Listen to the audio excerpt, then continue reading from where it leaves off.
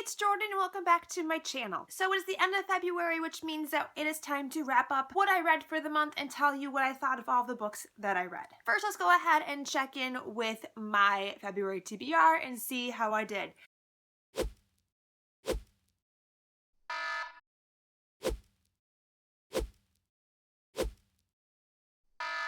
As you can see, I came pretty close. But without further ado, let's go ahead and get into what I thought of the books that I did finish. The first book I finished this month was The Choice by Nicholas Sparks. This was a reread for me. I had originally read it back when it came out in 2008. I ended up giving this book a 3.75 out of 5 stars. In this book, we are following Travis, who is a perpetual bachelor. He's very much a carefree, live in the moment kind of guy. Everything kind of changes when he meets his new next door neighbor, Gabby. Gabby makes him really question whether or not he wants to settle down. After Gabby's dog gets pregnant and she storms over to his house in a tirade of anger and blames his dog Moby on impregnating her dog. They spark a friendship which eventually blossoms into a relationship, and Gabby is forced to choose between the path of her life that she always thought she was going to be going down and this new man. And on the flip side, towards the end of the novel, Travis is faced with another very difficult decision in his life regarding Gabby. Now, when I first read this book, I was about 15 or 16 years old,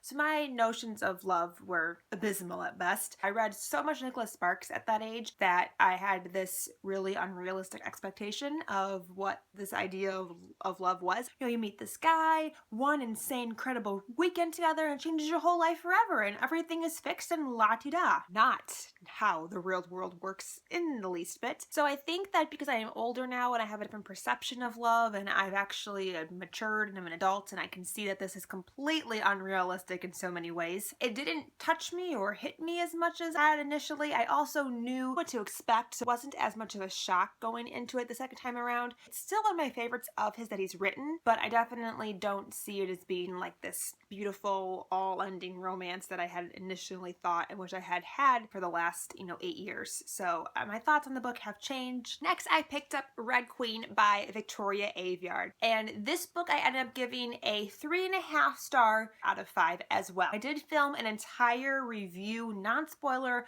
on this book, so I'm not going to go too much in depth on my thoughts. In this world, there are two castes. The Silvers, who are the elite. They have these special powers. They are essentially gods in this world. And then we have the Reds, who are the mere mundane mortals. They are the slaves, the lower class. Mare is a red blood who finds herself in some very strange circumstances and discovers that she actually has abilities, which basically undermines their entire way of life, their basic concept of the universe. They had to go to some extreme lengths to disguise the event in which Mare discovers that she has powers. It leads to a series of other events that unfolds and unravels some deep secrets hidden within this country. This is a fantasy dystopian, so it has that basic premise to it that a lot of other fantasy dystopians have. I really enjoyed this book. The idea, the premise, I really enjoyed it. However, I had two big issues with it. One being the world building, and number two, there were way too many similarities between this book and The Hunger Games. I know that there are others in there as well. I tried my best to look past it, but it was just so blatantly obvious that I had to knock off at least 1 star for that. But I really think had it been hints or nods to it rather than directly borrowing from it, it would have been a solid 4-star, 4.5 star introduction to the series. After Red Queen, I picked up Ugly Love by Colleen Hoover, and this was my very first Colleen Hoover book, and I gave this a 5 out of 5 stars. In this book, we follow this young girl named Tate, who is 23 years old. She's just moving from San Diego to San Francisco. She doesn't have an apartment yet in San Francisco, so she has to move in with her brother, and Tate's brother has a very hunky neighbor across the hall. Miles approaches Tate and asks her to engage in a friends with benefits type of relationship. Under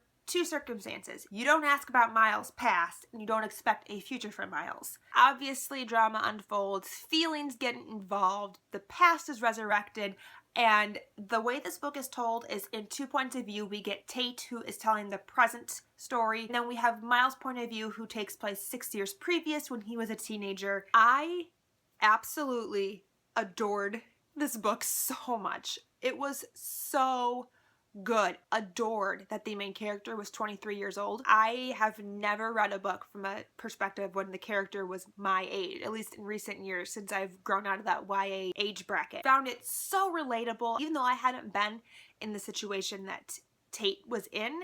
I have had friends who have been in that situation who have thought that that was a really fantastic, great idea, and it always bites them in the ass. And Tate kind of learns this as well as the story goes on. Don't even have words. Like, I just loved Miles, and I felt so much for Miles, and this book actually made me tear up.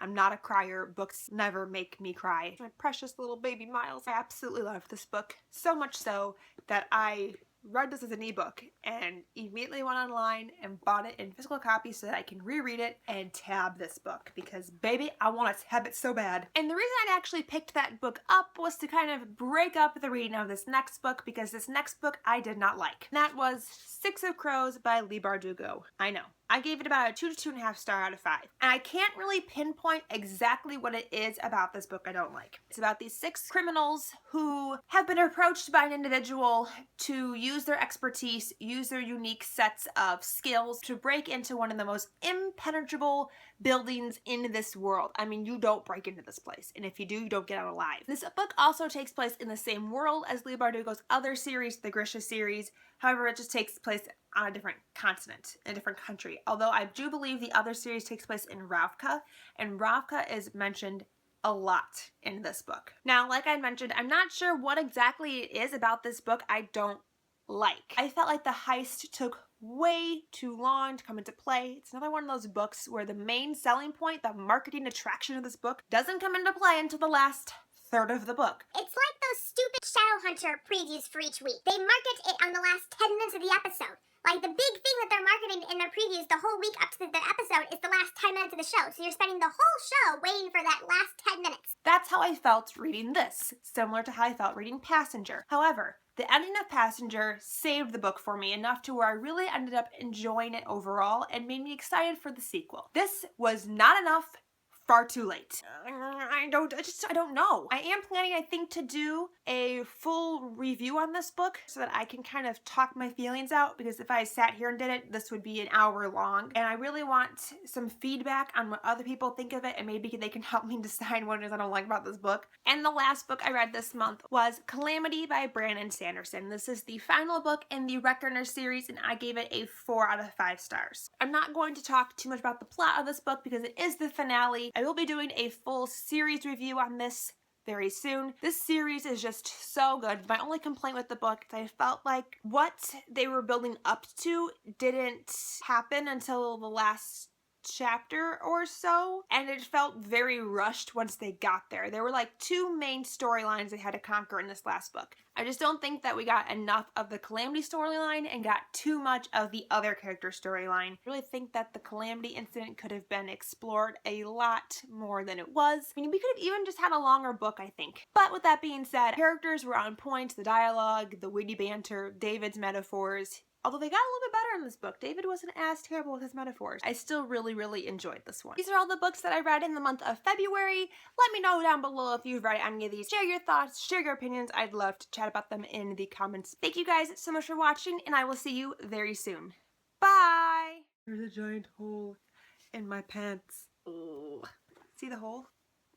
That looks so ratty. These pants are really old. Grossly underrepresented.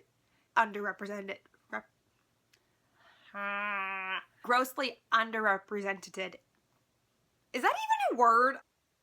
Yeah, it's not, rather than directly